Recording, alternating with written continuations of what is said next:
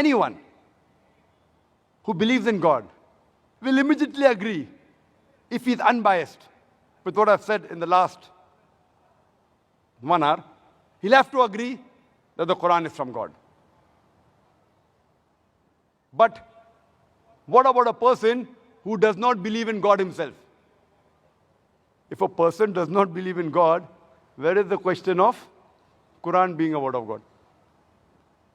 So now we have dealt with the majority of the people, but yet there is a large percentage who are atheists, who do not believe in God himself.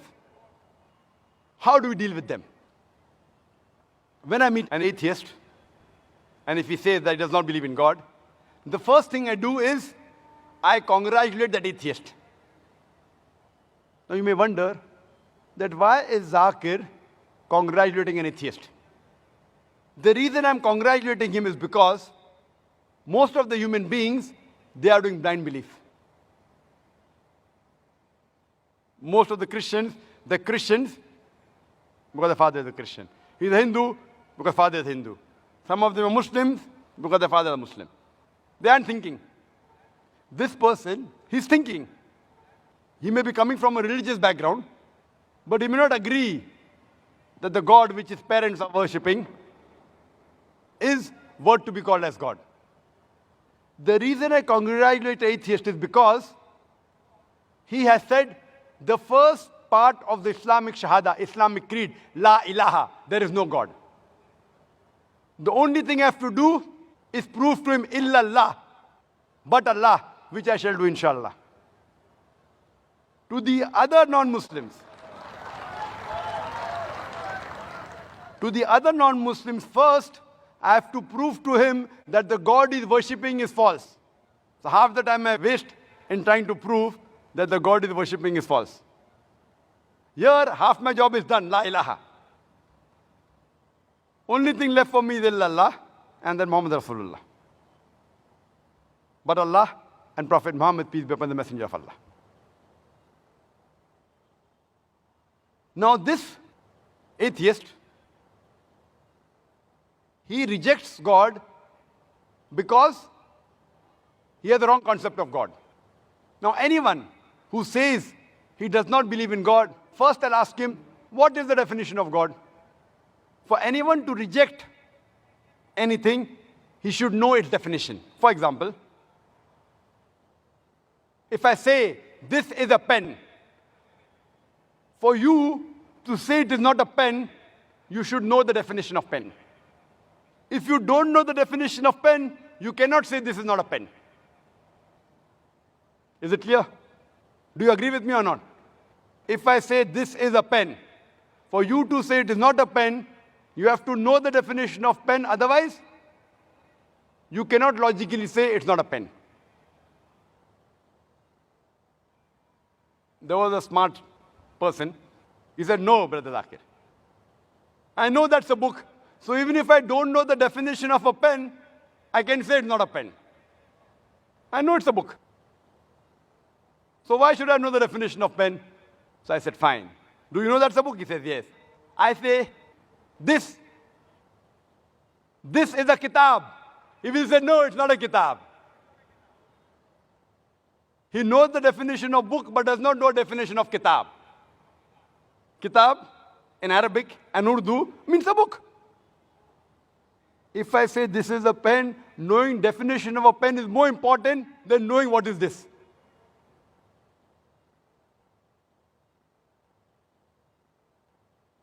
Same way, if a person says there's no God, I'll first ask him, what is the definition of God? The definition they give is when they see that a God tells a lie, a God can be defeated, the God, he can be killed. So when we hear all these stories of God telling a lie, a God can be defeated, a God can be killed, a God can die, a God requires to eat, so they reject the God. Who are they rejecting? They are rejecting the false gods, La ilaha. Similarly, someone, if he believes that Islam is a religion of terrorism, Islam is a merciless religion, Islam is an unscientific religion, Islam is a religion which does not give rights to the woman, and he rejects this Islam. I say, even I reject such Islam. Because I know that Islam is a merciful religion. Islam, it's a scientific religion. Islam has human rights. Islam has women rights.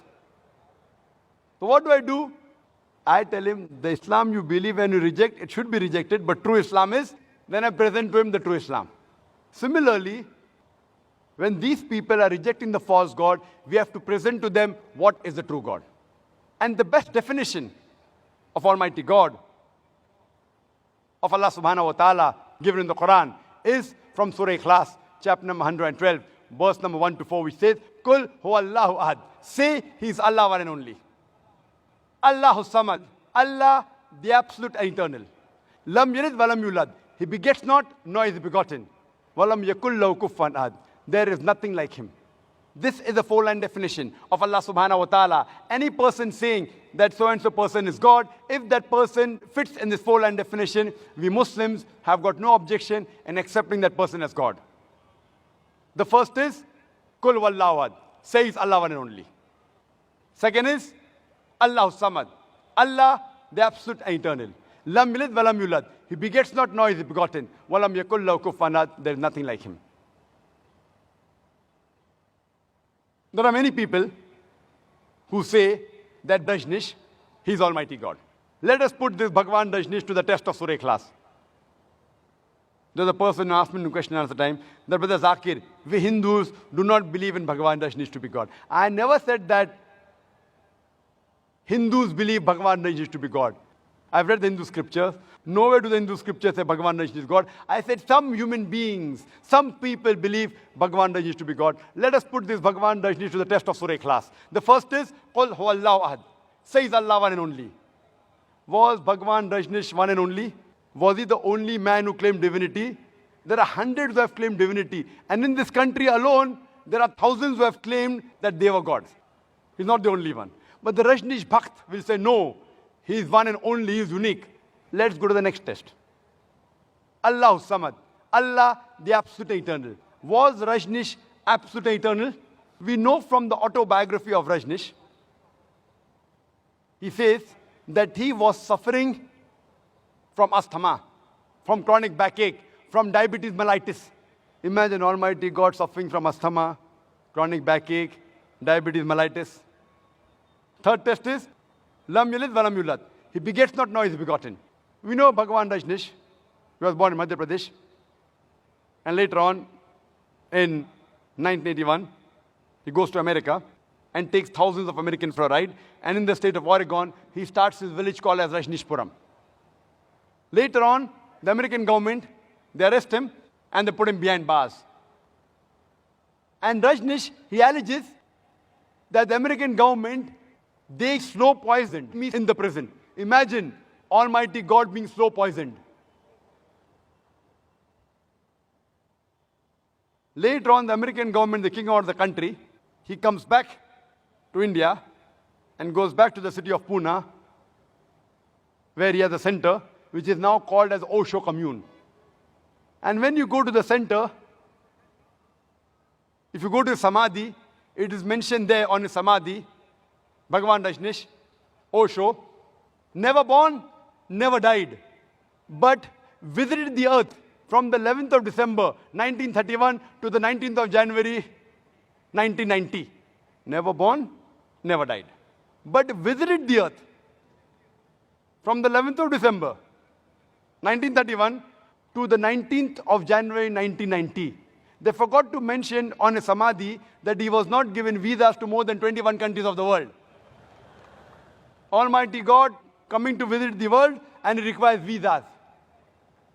And the Archbishop of Greece said that if you don't remove Rajnish out of this country, we'll burn his house and the house of a disciple. And the last test, Walam yakul lahu kufuwan ahad, there's nothing like him, is so stringent that no one besides the true Almighty God can pass. The moment you can compare God to anyone in this world, to anyone in the universe, he's not God. Walam yakul lahu kufuwan ahad, there's nothing like him.